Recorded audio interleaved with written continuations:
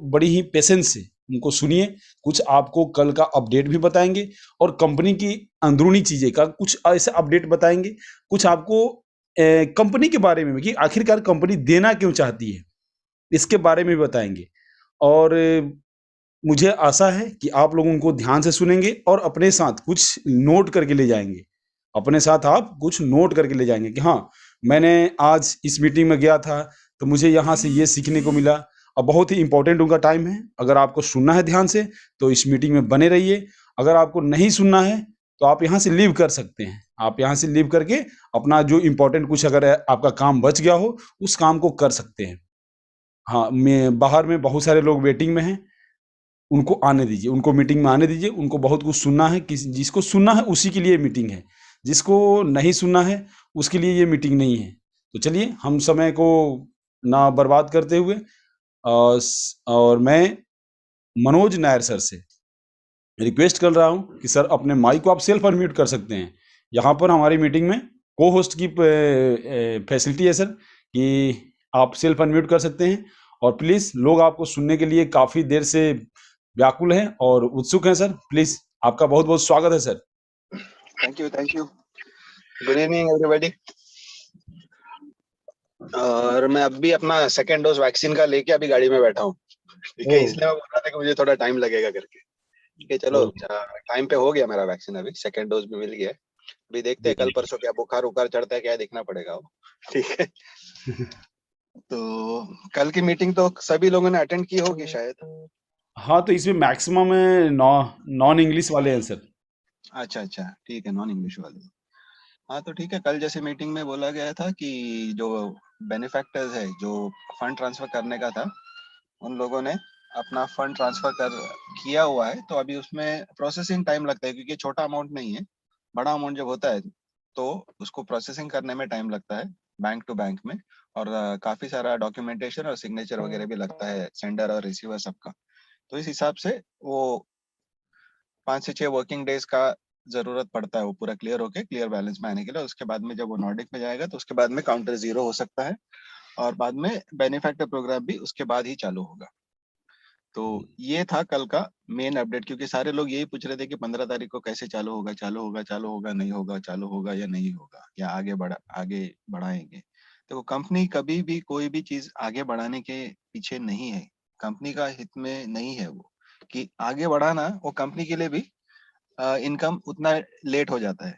तो जिस दिन कंपनी प्रोग्राम चालू होगा और हम लोग सब अपना लाइफस्टाइल प्लान में जब एक्टिव होंगे, तब जाके कंपनी पैसे बनाना चालू करती है। क्योंकि बाकी तो पूरा एडवर्टाइजिंग का पैसा हम लोग बनाने वाले हैं, मेंबर्स। कंपनी का इनकम लाइफस्टाइल प्लान से चालू होने वाला है। तो कंपनी को भी यही जरूरी है कि जितनी जल्दी हो सके ये प्रोग्राम चालू करे। लेकिन ये प्रोग्राम जो है, ये इतना कोई आसान सिस्टम नहीं है, पहली बार बन रहा है। और इसमें सिर्फ एक मॉड्यूल नहीं है, काफी सारे बैकएंड पे बहुत सारा सिस्टम चलता है। और प्लस आपने इससे पहले जितने भी कंपनियां देखी होगी, ये सारी कंपनियां क्या है कि एक कंट्री से चालू होती है। अभी काफी सारी कंपनियां इंडिया में चालू होती है। वो इंडिया में एक ही कंट्री को फोकस करना है तो उन लोग का सिस्टम रेडी ही मिलता है। लेकिन जब कंपनी इंटरनेशनली बिजनेस करती है, जैसे कि अभी अपने पास में मेंबर्स अराउंड 200 कंट्री में मेंबर्स है, 10 से 12 कंट्रीज तो एकदम फुल फॉर्म में चल रही है। तो कंपनी को बैकएंड पे इतना पूरा काम करना पड़ता है कि ये सारे कंपनी हर एक कंट्री का अलग अलग रूल्स एंड रेगुलेशंस होता है। अभी इंडिया में 18% जीएसटी है, तो नाइजीरिया में 10% है, तो कहीं 6% है, तो कहीं 5% ही है। और मैं जिधर पे हूँ मिडिल ईस्ट में, तो हमको टैक्सेस वगैरह ऐसा है ही नहीं, और हम लोग का इधर पे आसान होता है काम सब। लेकिन कंपनी के लिए हर एक कंट्री के लिए एक सॉल्यूशन पीछे से बैकएंड में उसके ऊपर काम करना पड़ता है कंपनी को। तो कंपनी, और प्लस आप अब अगर देखोगे तो जब भी कंपनी चालू हुई, गए साल अप्रैल में जब चालू हुआ काम, तब से लेके अब तक सारे दुनिया भर में तो लॉकडाउन ही चल रहा है। तो ऐसा हुआ कि कोरोना के साथ में ही अपनी कंपनी भी चालू हुई है। और इस वजह से सारे जो चीज 1-1.5 महीने में होनी चाहिए, उसके लिए 5 से 6 महीने लग जाते हैं। और ये सिस्टम ऐसा है, इसका बैकएंड में इतना कॉम्प्लेक्स चीजें चल रही है कि एक सिस्टम खत्म हुए हुए ना अगले सिस्टम को चालू नहीं कर सकते। तो इसीलिए ये पीरियड खींचता जाता है। ये नहीं है कि कंपनी आके आपको सब कुछ बता नहीं रही है कि हमें इतना तकलीफ है, हम तकलीफ उठा के कर रहे हैं। कंपनी अपने पेस पे जितना फास्ट हो सके सारी चीजें कर रही है। और बाकी चंदन पांडे जी, आलोक वगैरह सब लोग मिल के कंपनी को सपोर्ट भी कर रहे हैं अपना टीम को मैनेज करते हुए। क्योंकि क्या है कि टीम को जब तक एक सही लीडर के पास से इंफॉर्मेशन नहीं मिलेगा तो लोग बिखर जाएंगे। उन लोगों को अगर सही इंफॉर्मेशन नहीं मिलेगा तो लोगों को लगता है कि हाँ, ये पैसे लेके भागने वाली कंपनी है। लेकिन ये कंपनी को पैसे लेके भागने में कोई मतलब ही नहीं है। जब कंपनी जितना अभी कंपनी के पास में अगर कलेक्शन, कंपनी के पास में तो कलेक्शन हुआ नहीं है, क्योंकि ये जो भी गया है नॉर्डिक को एज अ सर्विस चार्ज गया हुआ है पर्सनल वेरिफिकेशन करने के लिए। तो ऐसे किसी कंपनी ने पैसे जमा नहीं किए हैं। तो ये सोच हमारी गलत है। कंपनी ने एक सर्विस प्रोवाइड किया है उस अमाउंट के अगेंस्ट, और वो भी पूरा। अगर कंपनी का उसमें प्रॉफिट होता तो कंपनी सोच सकते थे, लेकिन कंपनी ने तो फिर भी उसमें डिस्काउंट करके पार्शियल पेमेंट में किया। अभी भी पूरा पेमेंट हमने किया नहीं है कंपनी को, जो सर्विस उन्होंने दिया है पर्सनल वेरिफिकेशन में। अभी भी 8 यूरो उसमें बचे हुए जो हम लोग कमाने के बाद में देंगे। तो इसीलिए ये सोच कि कंपनी पैसे लेके भाग जाएगी, इसको तो दिमाग से निकाल ही देना चाहिए। क्योंकि कंपनी को भागने में नुकसान ही है, फायदा नहीं है। और कंपनी को फायदा हर महीने बढ़ता ही रहेगा जैसे मेंबरशिप बढ़ती जाएगी प्रोग्राम चालू होने के बाद। अभी आप सब रुके, काफी सारे लोग हैं जो रुके हुए हैं कि हाँ चालू होगा तभी फिर से काम चालू करेंगे करके। ये पता है, सबको पता है ये बात। अभी आप नहीं नहीं बोलोगे कि नहीं मैं हर रोज काम कर रहा हूँ, लेकिन फिर भी काफी लोग हैं जिन्होंने काम किया है, थोड़ी टीम बनाई, उसके बाद में उनको लगा कि ये नहीं होने वाला है, तो उसके बाद में फिर वो लोग रुक गए और इंतजार में है कि जिस दिन चालू होगा उस दिन फिर से काम चालू करेंगे। तो अच्छी बात है, जिस दिन चालू होगा कंपनी और काम चालू होगा तो कंपनी का भी ग्रोथ उस स्पीड में बढ़ जाएगा और नेटवर्क भी सबका उसी स्पीड में बढ़ेगा, उसमें कोई शक नहीं है। तो हम सबको बस थोड़ा, और अभी तो इतना इंतजार कर लिया, अभी का ज्यादा इंतजार नहीं बचा है। मैं बस थोड़ा एक 15 तारीख के आसपास जो ये अमाउंट पहुंच गया, तो अरुण सर ने जैसे कल बोला कि हाँ 15 तारीख तो डेट है, 1 या 2 दिन उससे आगे आगे, आगे पीछे कुछ होने के चांसेस बहुत ही कम है। और कंपनी 15 तारीख से पायलट प्रोजेक्ट चालू करने का पूरे तैयारी में है। बैकएंड से उन लोगों को जो भी करना है वो सब तो वो लोग कर चुके हैं। ये 3 मिलियन मेंबर जो होने थे वो हमसे नहीं हुए, तो वो भी कंपनी अभी, हाँ, बाकी लोगों ने जो बेनिफैक्टर्स को लेके आए हैं उसके हिसाब से वो भी हो जाएगा। और वो जैसे पैसे उधर पे क्लियर हो जाते हैं अकाउंट में और वो बाकी वाचर्स वगैरह डिलीवर हो जाते हैं या स्पॉन्सरशिप के लोग आ जाते हैं, तो इमीडिएटली 15 तारीख को चालू करने के प्लान के हिसाब से चल रहा है। और अभी दूसरा और एक पॉइंट मैं क्लियर करना चाहूंगा कि लोग बार बार, मैं मेन स्ट्रीम में देखता हूँ कि सबका कहना ये है कि पहले तो पीवी ज्यादा हो रहे थे, अभी क्यों कम हो गया है, स्लो हो गया है। कंपनी ने स्लो नहीं किया, और लोगों को ये शक है कि कंपनी वो काउंटर हिला नहीं रही है, खुद रोक के रखी है। वो बात बिल्कुल गलत है। क्योंकि अगर आप ये गए 1-1.5 महीने से जो आपने कंपटीशन चल रहा है उसमें आप देख सकते हो कि जो हाईएस्ट 3 लेवल पे जिसने मैक्सिमम लाया है, ठीक है, आज का मैं देखा तो कुछ 50 समथिंग है, 60 के तक आसपास है। अगर आप 4 दिन में 60 आदमी लोगों को आपके 3 लेवल पे आए हैं, तो इसका मतलब ओवरऑल काम क्या हो रहा है, कुछ नहीं हो रहा है। तो ये जो दिन में 1000 साइन अप जो दिख रहे हैं हमको, पीवी 1000 पीवी हो रहे हैं दिन के, वो सही फिगर है। क्योंकि आप इससे रिलेट करके देख लो तो आपको अंदाज लग जाए, आप कैलकुलेट कर लो, आपको पता चलेगा कि क्या हो रहा है। इसमें कोई गलत फिगर नहीं दे रही है कंपनी। तो काउंटर जो है वो सही में जो पीवी हो रहा है वो है। क्योंकि अगर आपने आपके नीचे पीवी किया तो वो बंदे का एक्टिव दिखाना चाहिए, और वो अगर एक्टिव दिखाना है तो आप एज ए इंट्रोड्यूसर आपको भी दिखेगा कि आपका स्टेटस में टू बी डन से वो अप्रूव्ड हो गया है। तो अगर ये सब होगा तो फिर काउंटर ऑटोमेटिकली इस पे बेस करके काउंटर उधर पे हिलेगा। तो ऐसा नहीं कि कंपनी ने काउंटर को रोक के रखा है। कंपनी क्लियर कट सबको बता रही है, ओपनली सब काम कर रही है। लेकिन लोगों को ये बर्दाश्त नहीं हो रहा है कि लोगों का ये सोच है कि अरे पहले 5,000 आते थे, अभी क्यों 1,000 ही आ रहे हैं दिन में। उसका कारण ये है कि लोग खुद होके रुके हुए हैं अभी प्रोग्राम चालू होने के लिए, और लोग, यही है इसका रीजन। लेकिन अभी वो इंतजार खत्म होने की हो चुका है, हो रहा है अभी। अभी ज्यादा और हमें इंतजार करना नहीं पड़ेगा। एक बार पायलट प्रोजेक्ट चालू हो गया उसके बाद में एक्चुअल प्रोजेक्ट भी चालू हो जाएगा। और बस इसी जिस चीज का हम लोगों को सबको बेसब्री से इंतजार था, अभी पहुंच गए हम लोग वहीं पे। Okay Chandan sir, hello. Okay sir, thank you sir, thank you. आप अपना कीमती वक्त दिए यहाँ पे, और नो इसके लिए हम प्रॉब्लम, नो आपका प्रॉब्लम। जी धनंजय यार, अच्छा, जी। कुछ को-होस्ट के अगर सवाल ले सकते हैं 2 मिनट के लिए, इफ यू डोंट माइंड? ठीक है, ठीक है। ओके, तो को-होस्ट में अगर कोई है जो सवाल पूछना चाहता है तो प्लीज़ पूछिए मनोज। कोई है? अनम्यूट कीजिए और सवाल पूछिए।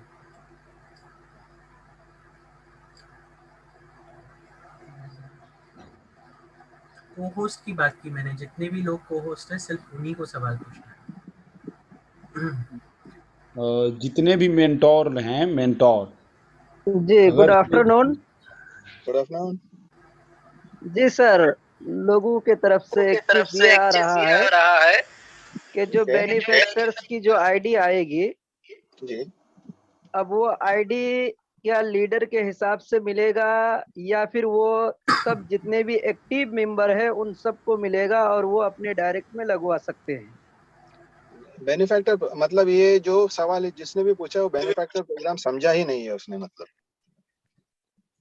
ठीक है, नहीं, अभी बेनिफैक्टर की आईडी जो स्पॉन्सर आईडी तो बेनिफैक्टर की होगी, बिल्कुल, यूजर नेम उसके अंडर बिल्कुल, में लगाना है, तो उसकी बिल्कुल। बेनिफैक्टर की आईडी सभी एक्टिव यूजर को दिया जाएगा या फिर कुछ लीडर्स को दिया जाएगा और वही उनके आईडी के नीचे ज्वाइन करेंगे? देखिए, वो सिस्टम अभी तक क्लियर किया नहीं है कंपनी ने कि वो सिस्टम कैसे वर्क करेगा, लेकिन अभी हिसाब से क्या है कि जब बेनिफैक्टर का अभी एक नहीं, दो या शायद तीन चार बेनिफैक्टर हो सकते हैं, या एक ही बेनिफैक्टर के तीन चार आईडी हो सकती है, वो हमें नहीं जी पता है। जी। जी तो होगा ये कि अभी आपने, अब आप समझो आपके पास में 100 लोग हैं, जी आपने जी अपना 100 लोगों का लिस्ट बना लिया, आप लीडर हो, जो आप इंट्रोड्यूसर हो, आप 100 लोगों को लेके आ रहे हो। तो जब जी ये 100 लोगों का लिस्ट आप बना लोगे, तो उसके बाद जी में कंपनी बताएगी, या अल्फा टीम अल्फा से कोई रिप्रेजेंटेटिव रहेगा जिसको आपको कांटेक्ट करके इसको प्रोसीड करना पड़ेगा।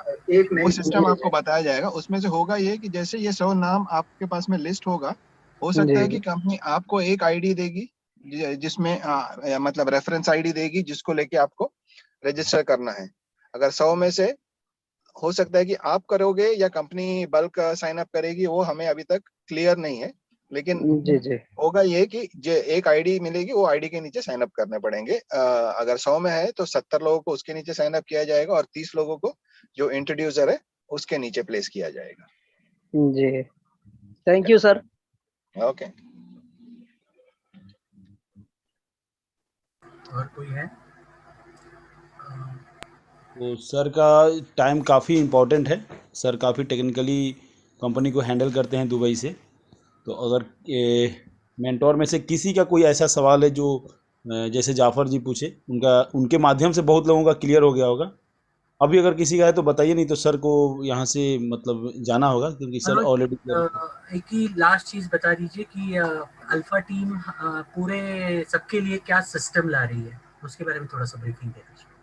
टीम अल्फा कोई सिस्टम नहीं ला रहे। टीम अल्फा को पहले आप समझना चाहोगे तो टीम अल्फा क्या है कि ये सेकंड लेवल सपोर्ट है।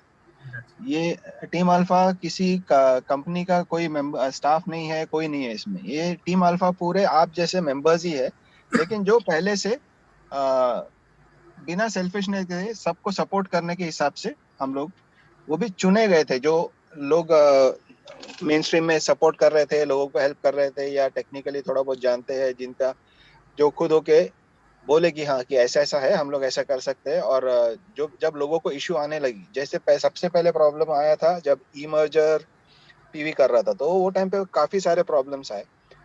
तो ऐसा हो रहा था कि जो इंडिया से कोई कांटेक्ट कर रहा है सपोर्ट को, तो उनको कम्युनिकेशन में प्रॉब्लम आ रही है। और जब सपोर्ट वाले कोई चीज मांगते हैं, तो हमारे मेंबर लोग उनको पहुंचा नहीं पा रहे थे।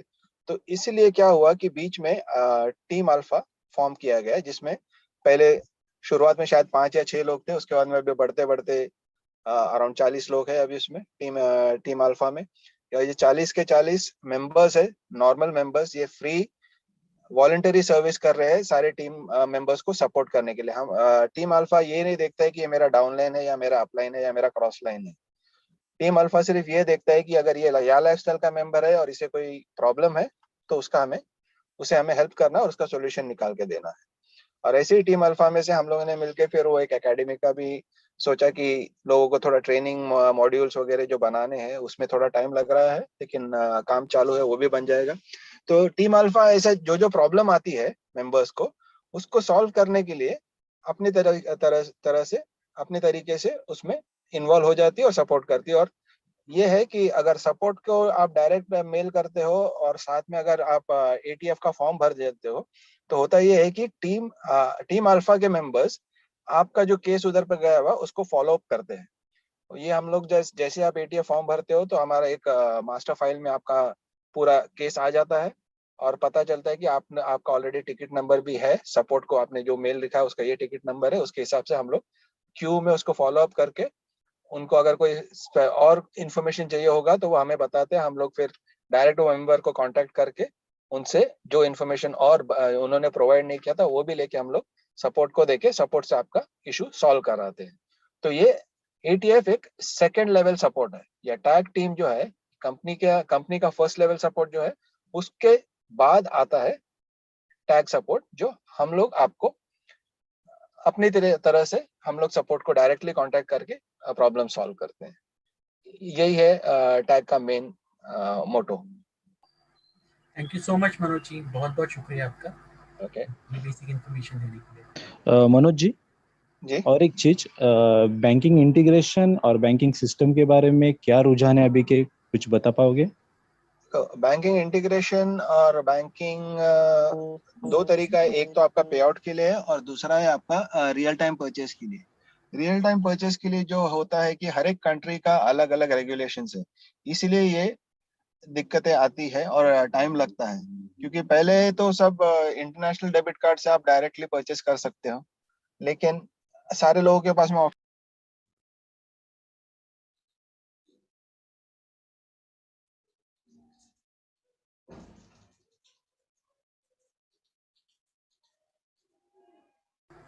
मनोज सर, आपकी आवाज नहीं आ रही है। सर म्यूट कीजिए अपने आप को, कॉल आ गया होगा। कॉल आ गया जी जैसे इंडिया, हेलो, जी, बोलिए। बांग्लादेश, इंडोनेशिया, मलेशिया, नाइजीरिया, ये सारे जगह से पहले मर्चेंट अकाउंट ओपन करके उसको बैकएंड पे सिस्टम का जब इंटीग्रेशन हो जाएगा तो आप रियल टाइम में, जैसे आप नॉर्डिक को अभी अपना इंटरनेशनल कार्ड से परचेस करते थे, वैसे ही नॉर्मल इंडिया के कार्ड से भी आप परचेस कर पाओगे और आपका प्रोडक्ट तभी के तभी डिलीवर हो जाएगा। तो फिर बाद में जो आपको अभी जैसे आपको लोकल बैंक अकाउंट में ट्रांसफर करके ईमेल भेजना पड़ता है, स्क्रीनशॉट भेजना पड़ता है, वो सारी चीजें नहीं होगी। वो आप डायरेक्ट इमीडिएटली आपका प्रोडक्ट डिलीवर हो जाएगा। तो ये इंटीग्रेशन के ऊपर काम चालू है, क्योंकि ये सिर्फ कंपनी का रेस्पॉन्सिबिलिटी नहीं है। कंपनी के साइड से जो चाहिए है वो तो रेडी है, लेकिन बैंक के साइड से जो जरूरतें पड़ती है वो डिस्कशन चल रहे हैं और वो ऑलरेडी अंडर प्रोसेस है। तो बहुत जल्द वो भी सॉर्ट आउट हो जाएगा, कोई इशू नहीं है। Manoj ji, master card is a better service for prepaid card, क्योंकि ऑल ओवर वर्ल्ड में बहुत अच्छे से इनका सर्विस भी है और इंडिया में भी बहुत अच्छे से। नॉर्मली प्रीपेड कार्ड जो आता है, कोशिश यही रहती है कि वीजा और मास्टर दोनों ऑप्शन उस पर रहे। ऐसा नहीं होता है कि सिर्फ एक ही को फोकस नहीं करेंगे, वीजा एंड मास्टर दोनों का अगर ऑप्शन मिल जाता है तो वो बेटर है लोगों के लिए। ये अभी तक मुझे क्लियर नहीं कि कौन सा उन लोगों ने कंपनी ने टाई अप किया है, ये तो हमें नहीं बताएंगे वो। तो जैसे ये वक्त आता है वो हमें बताएंगे कि कौन सा, जब आ जाएगा तभी पता चलेगा कि सिर्फ मास्टर है या वीजा एंड मास्टर दोनों है। Okay sir, thank you. Manoj sir नमस्कार। मेरा एक क्वेश्चन था, ऐसा क्वेश्चन था कि जो इंडिया में मतलब या पूरे वर्ल्ड में जो हमको पेमेंट रिसीव करने के लिए वो कंपनी देने वाली है पेमेंट, तो लोगों का एक क्वेश्चन था कि किस बेस पर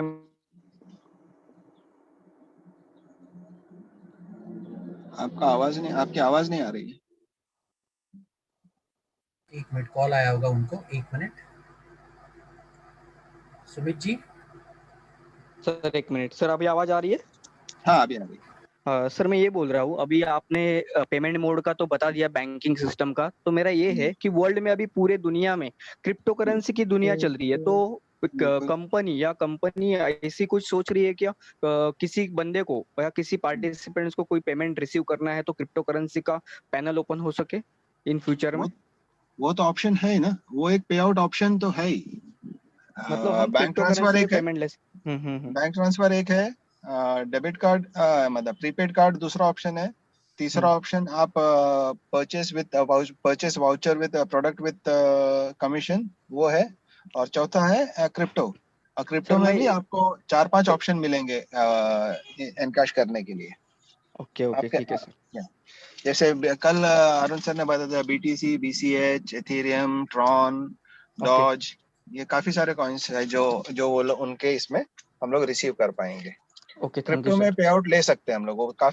जो लोग क्रिप्टो सेवी है और जिनको क्रिप्टो के बारे में पता है और खुद वॉलेट होल्ड करते हैं और क्रिप्टो भी होल्ड करते हैं, तो उन लोगों के लिए अभी मैं भी होऊंगा तो मैं शायद 50% अपना इनकम मैं क्रिप्टो में लूंगा और बाकी मैं शायद डेबिट कार्ड और कैश में लूंगा, पता नहीं है। लेकिन मैक्सिमम तो मैं कोशिश ये करूंगा कि मुझे क्रिप्टो में आ जाए, ताकि ट्रांसफर में भी आसानी होती है और अभी सही है सर। क्रिप्टो मार्केट भी आगे बढ़ रहा है, डेवलपिंग स्टेज में है, तो सही अभी अच्छा खासा चल रहा है सब काम। कम हो जाएगा। जी जी yes sir thank you sir. Okay Manoj sir, आपके टाइम काफ़ी वैल्यूएबल है, थैंक यू हम वेरी मच। इसको समझ रहे हैं, और आप जो अपना टाइम दिए हम लोगों के लिए, नो काफ़ी प्रॉब्लम। इसके लिए हम सभी शुक्रगुजार हैं आपका। नहीं, और मैं सॉरी बोलता हूँ कि आपने काफी बार मुझे बुलाया था, लेकिन ऐसा होता है कि मैं हमेशा मीटिंग में रहता हूँ कहीं ना कहीं, जी जी जी और उसके बिल्कुल। बीच में मैं आ नहीं पाता हूँ, तो जी जी इसीलिए। लेकिन आज मैं सोचा कि हाँ चलो, मैं कैसे भी स्टार्ट में या मैं आ जाता हूँ, उसके बाद में फिर जी। मैं हूँ थोड़ा टाइम और हूँ, आप चालू कर लो आपका, ओके, मैं थोड़ा थैंक यू देर सुनता हूँ मैं सर, भी। Thank you Manoj ji. Thank you.